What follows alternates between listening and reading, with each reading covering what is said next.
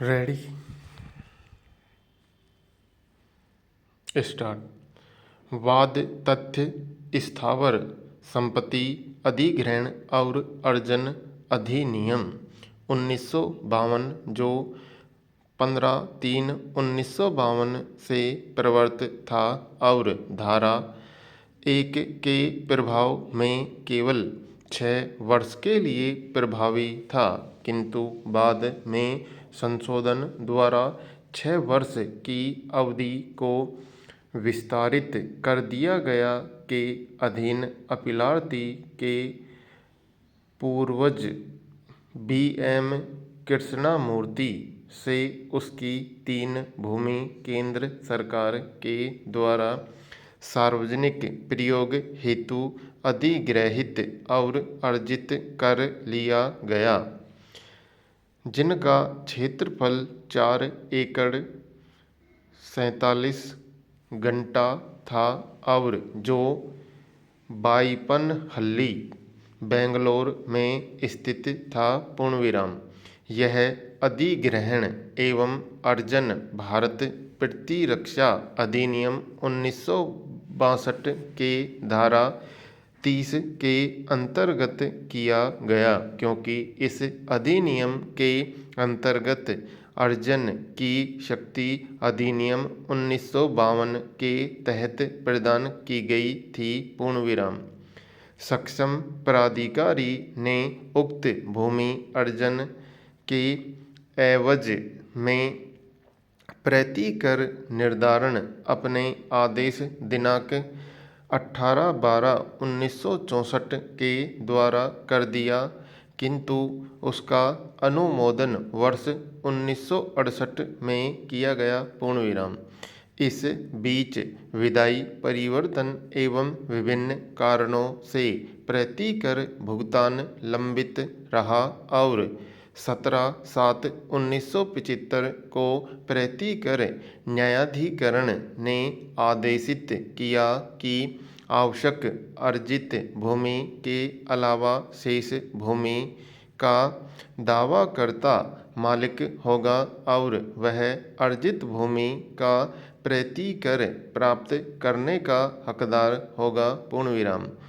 तब से लेकर वर्ष 2000 तक 28/2/2000 प्रति कर निर्धारित नहीं किया जा सका और दिनांक 28/2/2000 को निर्धारित किए गए प्रति कर को केंद्र सरकार ने कर्नाटक उच्च न्यायालय में चुनौती दिया। पूर्णविराम।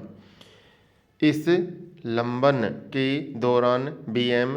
कृष्णमूर्ति की विधवा और वर्तमान अपीलार्थी ने यह दावा करते हुए उच्च न्यायालय में रीट याचिका WP 8340/2006 प्रस्तुत किया कि चूंकि अर्जन की अवधि वर्ष 1987 में समाप्त हो चुकी है और वादग्रस्त भूमि को अभी तक अर्जित नहीं किया जा सका है, इसलिए उक्त भूमि पर दिनांक 7/3/1987 से केंद्र सरकार का कब्जा विधि की दृष्टि में अमान्य है। पूर्णविराम। कर्नाटक उच्च न्यायालय ने आक्षेपित निर्णय दिनांक 11/1/2008 के द्वारा यद्यपि यह स्वीकार किया कि अधिनियम के प्रवर्तन की समाप्ति की तिथि अर्थात 7/3/1987 से अर्जित भूमि पर केंद्र सरकार प्रतिरक्षा विभाग का कब्जा अवैध है, किंतु उक्त भूमि प्रतिरक्षा विभाग के कुल भूमि अर्जित 600 एकड़ के मध्य में स्थित होने और उस पर प्रतिरक्षा विभाग का परेड मैदान और फायरिंग रेंज होने के कारण उच्च न्यायालय ने निर्णय किया कि प्रत्युत्तरदाता को भूमि याची को वापस करने का निर्देश नहीं दिया जा सकता है, किंतु याची 28/2/2000 को निर्धारित किए गए प्रति कर को प्राप्त करने का हकदार होगा। पूर्ण विराम। पदानुसार याची की याचिका और प्रति कर के विरुद्ध केंद्र सरकार की अपील को निस्तारित कर दिया। पूर्ण विराम। अतः अपीलार्थी ने यह अपील प्रस्तुत किया। पूर्ण विराम। पैरा। वर्तमान मामले में तथ्यों एवं परिस्थितियों संबंधित अधिनियमों के प्रावधानों अनुच्छेद 300 के अनुच्छेद 21 और 265 के उपबंधों तथा इस न्यायालय द्वारा स्थापित विधि के विचार में यह न्यायालय अभिनिश्चित करती है कि अपीलार्थीगण को उपचार प्रदान करने से इनकार करके उच्च न्यायालय ने एक गलती की है। पूर्ण विराम। केंद्र सरकार द्वारा विधिक कब्जा लिए जाने पर आधारित 33 वर्षों की अवधि से जो एक लंबा समय है जिसमें किसी व्यक्ति को उसके संपत्ति से दूर रखा गया। पूर्ण विराम। प्रत्युरदाता केंद्र निर्देशित किया जाता है कि वह वादग्रस्त भूमि का कब्जा 3 महीने के भीतर अपीलार्थी को सौंप दे। पूर्ण विराम।